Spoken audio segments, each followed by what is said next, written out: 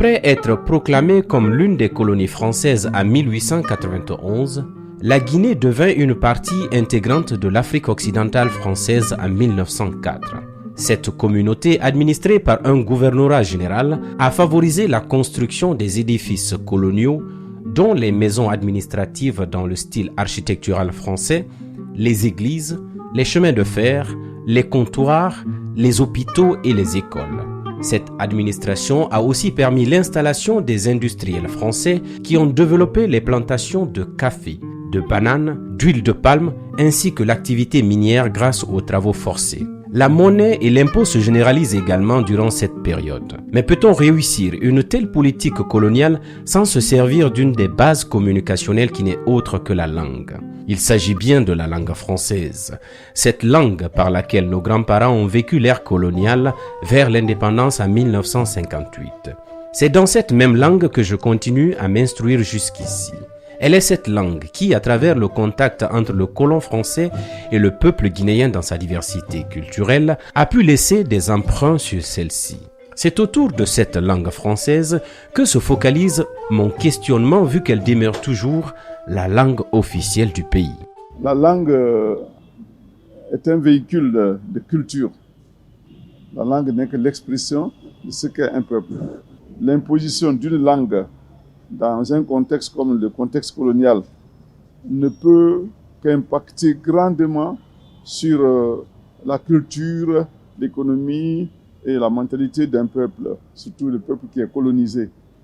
Il est très rare aujourd'hui en Guinée, que ce soit chez les Soussous, chez les Peuls, chez les Malinké, chez les forestiers, qu'un Guinéen puisse tenir un discours de 15 minutes sans dire un mot de français.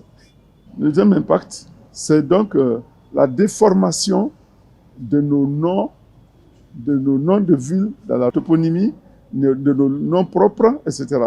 Alors, regardez, de Conakry jusqu'à Zérékoré, si vous prenez le mot, la ville, le nom même de Conakry, est-ce que les Soussous disent Conakry? Nous aussi, nous déformons les noms européens, mais du fait que nous sommes chez nous, il y a eu donc cette déformation que nous avons acceptée tacitement. Mais dans beaucoup de pays, on réagit contre cela. Donc il faut qu'on soit fiers de prononcer les noms de nos villes, de nos lieux, de nos familles dans la langue. Du fait qu'on a adopté le français, on a adopté les valeurs de la culture occidentale. On a adopté les codes de la valeur occidentale, les canons de beauté, les teints clairs, les cheveux lisses, la nourriture même, au point que nous n'aimons pas beaucoup la nourriture qui vient de chez nous. La nourriture qui vient de chez les autres, c'est ça qui nous paraît être de bonne qualité. On aboutit là, dans cette manière, à un mimétisme culturel. Le mimétisme culturel qui consiste à s'habiller, par exemple, à costume-cravate, dans une maison où il fait chaud, dans un climat où il fait chaud, et dans une voiture où tu n'as pas la climatisation. Tout simplement parce qu'il faut que tu t'habilles, costume-cravate, c'est ça qui fait bien. Chez nous, on fait des maisons à étages, vitrées, les vitres ne s'ouvrent pas bien, mais quand il fait chaud, on ne peut pas vivre là-dedans. Il faudrait qu'on puisse adapter notre architecture, mais tout ça, c'est véhiculé par la langue. C'est tout ça tranquillement par la langue. La langue française s'impose à nous comme mode de pensée. Et cela a un impact, a une conséquence très grave, c'est que nous ne réfléchissons plus nos problèmes africains à partir de notre mentalité, à partir de notre conception, de notre manière d'aborder les problèmes. Nous allons traiter nos problèmes africains à partir de la manière dont les Européens pensent les problèmes.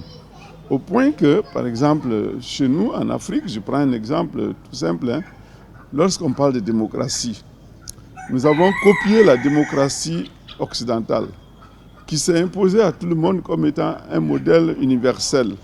Même si c'est un modèle universel, mais il doit être adapté à chaque pays. Il doit être adapté à chaque mentalité. Nous voyons bien que ces constitutions qui ont été copiées et collées en Afrique ne marche pas, ça ne s'adapte pas, ça ne nous convient pas.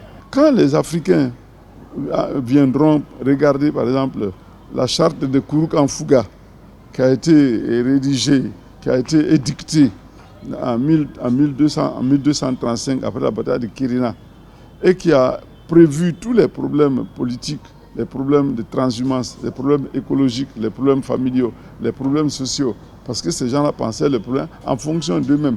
Mais nous pensons les problèmes maintenant en fonction de nos maîtres. Est-ce qu'ils vont dire que c'est bon ou c'est pas bon? Ceci étant, nous avons aussi nos influences, quelquefois que nous donnons. Autant nous prenons les contre-valeurs des Français, autant nous prenons quelquefois les valeurs de l'Occident, l'exactitude, la rigueur, la ponctualité, l'amour du travail. Parfois on laisse ces valeurs-là et on prend les contre-valeurs qui sont plutôt des déformations de leur mentalité, la mentalité râleur, la mentalité contestataire. Bon, nous prenons leur mentalité parce que la langue est toujours un lieu de contagion, je dirais, un lieu de contamination. On arrive aussi à manger la culture africaine à la sauce, la culture européenne à la sauce africaine. Et ça a des conséquences aussi chez eux. La langue française a par exemple emprunté un mot à la langue guinéenne. Vous savez quel est ce mot-là? C'est le mot banane. Le mot banane, comme la banane n'existait pas en France, et la banane existait en Afrique, et c'est en Guinée qui était le premier pays producteur de bananes, que le mot banane, qui est en Soussou Banani, a été adopté par la langue française, par l'Académie française, pour en faire un mot français.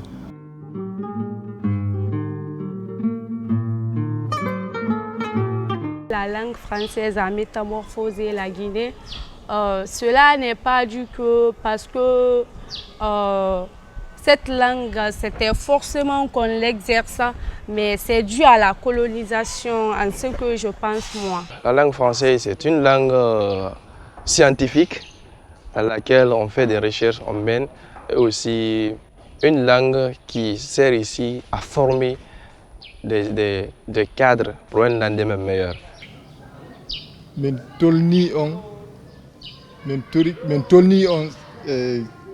Vous avez vu, c'est ça le problème. Vous voyez, c'est ça la difficulté. Moi, je suis issu d'une famille où parler la langue française, c'est quelque chose d'obligatoire. Parce que papa est fonctionnaire, maman est fonctionnaire. Ils reviennent à la maison, on parle le français, nous partons à l'école. Nous aussi, on revient à la maison, on parle le français. Si vous voyez actuellement, vous et moi, on échange en français. Vous ne comprenez pas ma langue, je ne comprends pas la vôtre, mais c'est les Français qui sont venus, ils ont implanté quelque chose en nous, ils ont incarné quelque chose en nous, que ce serait très difficile pour nous de s'en passer. Sans quoi, notre communication serait beaucoup plus bancale. C'est le complexe d'infériorité, le fait que je ne parle pas correctement ma langue, c'est ça que j'ai développé à moi et que je vais m'en passer.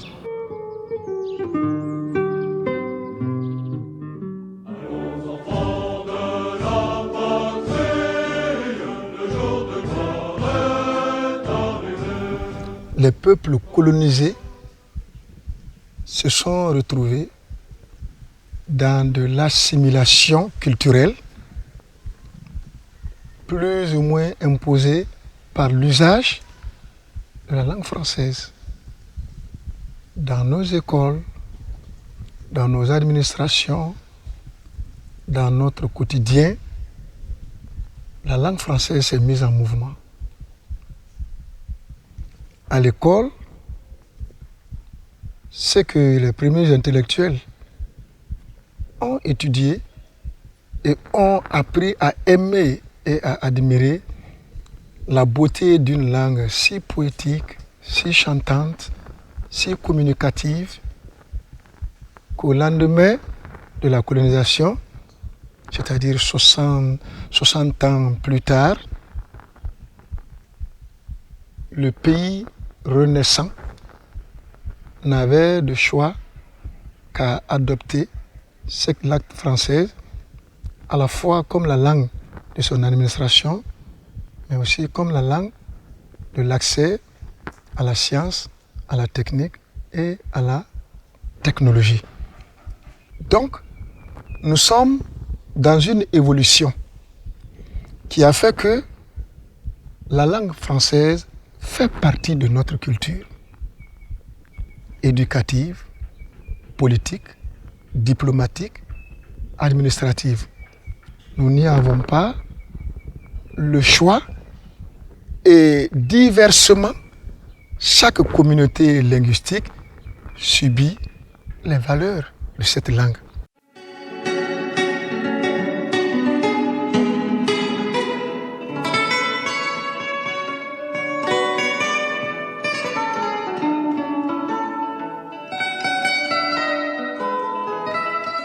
Il est regrettable, oui, que le jeu politicien, par ce temps, se caractérise par le repli ethnique.